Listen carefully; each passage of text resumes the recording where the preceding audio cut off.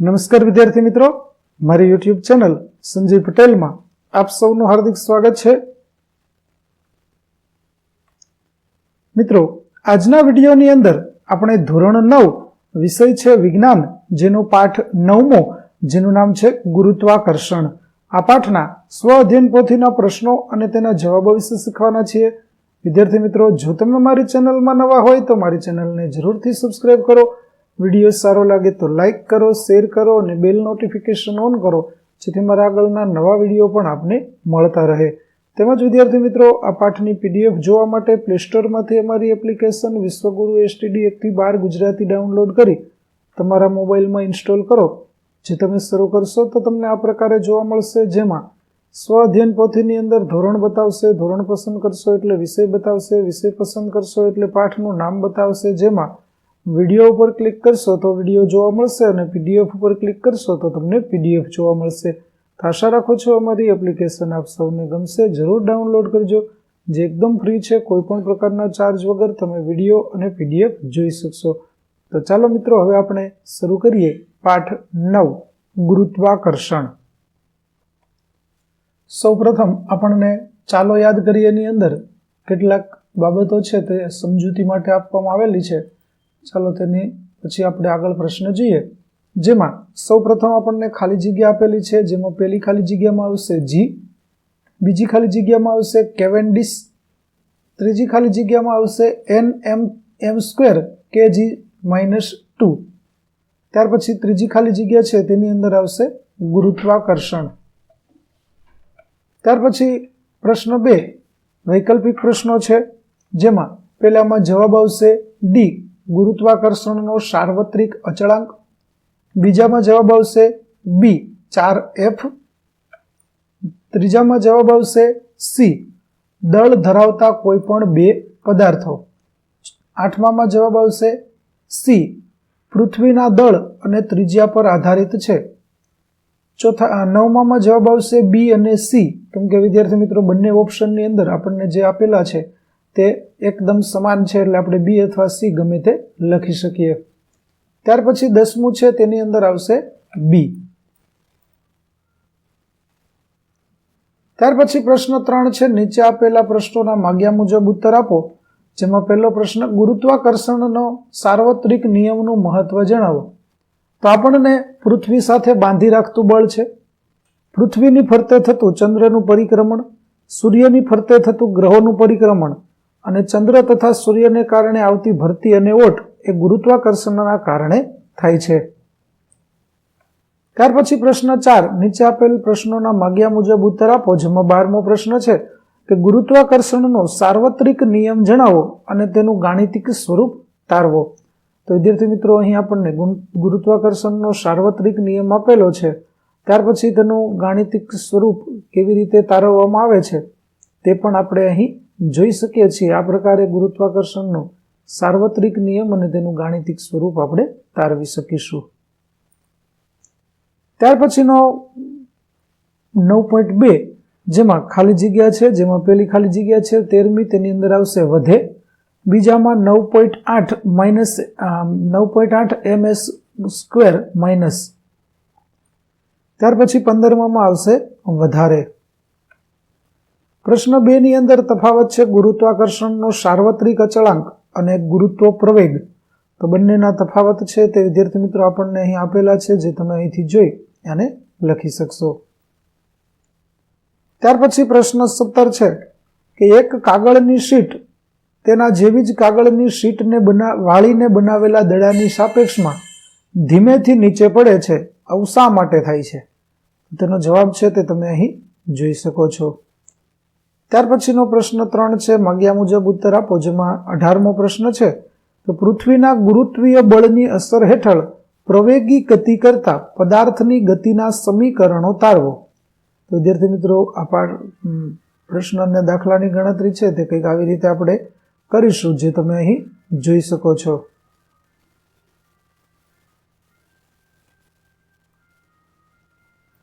ત્યાર પછીનો પ્રશ્ન 19મો છે, ગુરુત્વ પ્રવેગ જીનું મૂલ્ય મેળવો. તે માટેની જુદી જુદી જરૂરિયાતો છે તે આપણને અહીં આપેલી છે. તો આ પ્રકારે આપણને જીનું મૂલ્ય 9.8 મીટર પ્રતિ સેકન્ડનો સ્ક્વેર મળે છે, જે તમે અહીં જોઈ શકો છો. ત્યાર પછી 20મો પ્રશ્ન છે, જી એ સાર્વત્રિક પણ નથી અને અચળાંક પણ નથી, સમજાવો. તો એ શા માટે નથી તેની સમજૂતી છે તે અહીં આપણને આપેલી છે, જે તમે અહીંથી જોઈ અને લખી શકશો.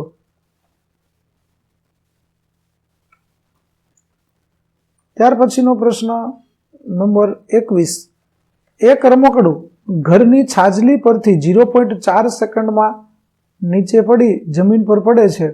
ગણતરીની સરળતા માટે g બરાબર 10 ms-2 લઈ જમીનથી છાજલીની ઊંચાઈ અને આ સમય દરમિયાન રમકડાની સરેરાશ ઝડપની ગણતરી કરો. તો વિદ્યાર્થી મિત્રો, ગણતરી છે તે તમે અહીં જોઈ શકો છો. આ પ્રકારે તમે દાખલાની ગણતરી કરી શકશો, જેમાં છાજલીની ઊંચાઈ છે તે 0.80 મીટર જેટલી હશે. ત્યાર પછી દળ અને વજન, જેમાં પ્રથમ છે આપણને ખરા ખોટા આપેલા છે, જેમાં પહેલું વિધાન છે તે ખરું આવશે, બીજું વિધાન ખોટું આવશે અને ત્રીજું વિધાન ખરું આવશે. ત્યાર પછી 25મો પ્રશ્ન, વજન અને દળ બંને અલગ રાશિઓ હોવા છતાં શા માટે આપેલ સ્થળે આપણે પદાર્થના વજનને તેના દળના માપ સ્વરૂપે ઉપયોગમાં લઈ શકીએ છીએ? તો તેની સમજૂતી છે તે અહીં આપણને આપેલી છે. ત્યાર પછીનો પ્રશ્ન નંબર 26, એક પદાર્થનું પૃથ્વી પર દળ 20 kg છે, તો તેનું પૃથ્વી પર ચંદ્ર વજન કેટલું થાય? તો તે પદાર્થનું વજન છે તે 196 ન્યૂટન થશે. 27મું, જો કોઈ પદાર્થનું પૃથ્વી સપાટી પર વજન 12 ન્યૂટન હોય તો તેનું ચંદ્રની સપાટી પર વજન ગણો. તો વિદ્યાર્થી મિત્રો, ચંદ્રની સપાટી પર તેનું વજન છે તે 2 ન્યૂટન હશે. ત્યાર પછી ત્રીજું, માગ્યા મુજબ ઉત્તર આપો, જેમાં પેલું છે તફાવત આપો દળ અને વજન. તો બંનેના તફાવત છે તે તમને અહીં જોવા મળે છે, તમે અહીંથી જોઈ અને લખી શકશો. ત્યાર પછી મોટા પ્રશ્ન છે, જેમાં કોઈ પણ પદાર્થનું ચંદ્ર પર વજન પૃથ્વી પરના વજન કરતા 1/6 ભાગનું હોય છે, શા માટે? તો તેની વિદ્યાર્થી મિત્રો સમજૂતી છે તે આપણે ગણતરી સાથે અહીં કરેલી છે કે આવું શા કારણે થાય છે તે તમે અહીંથી જોઈ અને લખી શકશો.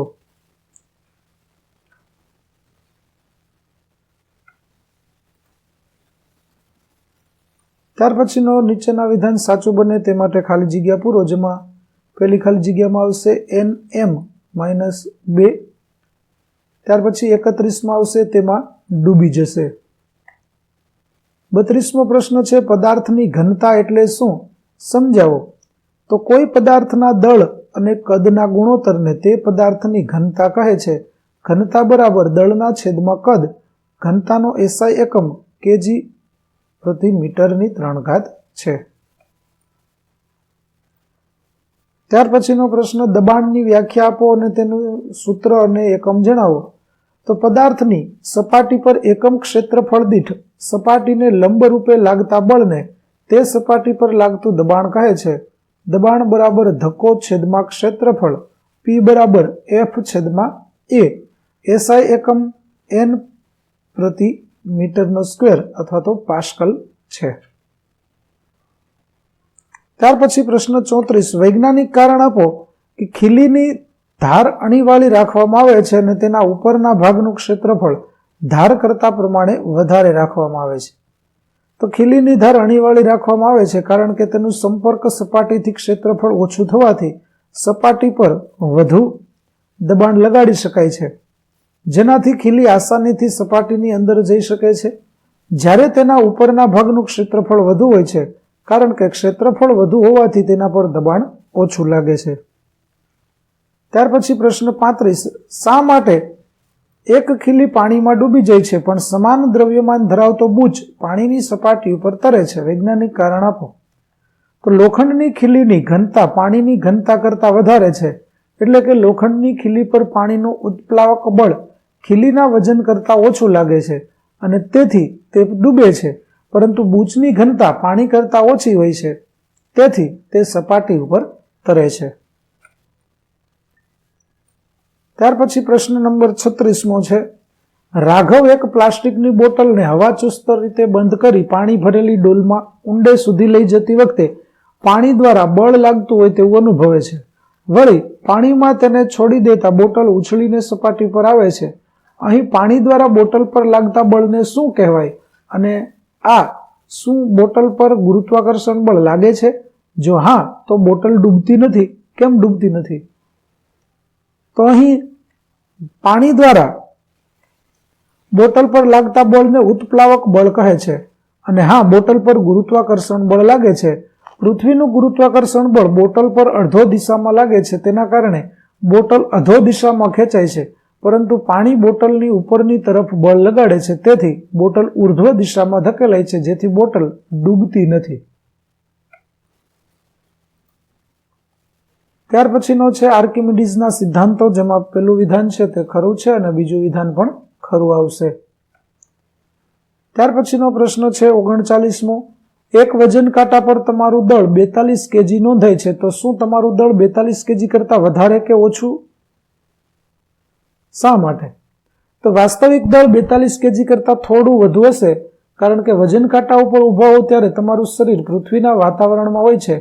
આર્કિમિડીઝના સિદ્ધાંત અનુસાર કહી શકાય કે સામાન્ય પરિસ્થિતિ તમારા શરીરને વિસ્થાપિત કરતી હવા દ્વારા લગાડવામાં આવતા ઉત્પ્લાવક બળને કારણે છે, જે તમારા દળ દ્વારા સ્કેલ પર લગાવવામાં આવતા ગુરુત્વાકર્ષણ બળનો પ્રતિકાર કરે છે। ત્યાર પછી પ્રશ્ન નંબર 40, આર્કિમિડીઝનો સિદ્ધાંત જણાવો। તો જ્યારે કોઈ પદાર્થને તરલમાં આંશિક કે સંપૂર્ણપણે ડૂબાડવામાં આવે ત્યારે તે ઉર્ધ્વ દિશાની તરફ જે બળનો અનુભવ કરે છે તે પદાર્થ દ્વારા ખસેડાયેલા તરલના વજન બરાબર હોય છે। તો વિદ્યાર્થી મિત્રો, અહીં આપણો પાઠ 9 ગુરુત્વાકર્ષણના સ્વ અધ્યયન પોથીના પ્રશ્નો અને તેના જવાબો પૂરા થઈ છે। આગળના પાઠના પ્રશ્નો અને તેના જવાબો પૂરા થઈ મેળવવા માટે મારી ચેનલને જરૂરથી સબસ્ક્રાઇબ કરો। વિડીયો સારો લાગે તો લાઇક કરો, શેર કરો, PDF જોવા માટે એપ્લિકેશન ડાઉનલોડ કરો। ફરી મળીશું નવા વિડીયો સાથે, ત્યાં સુધી આવજો।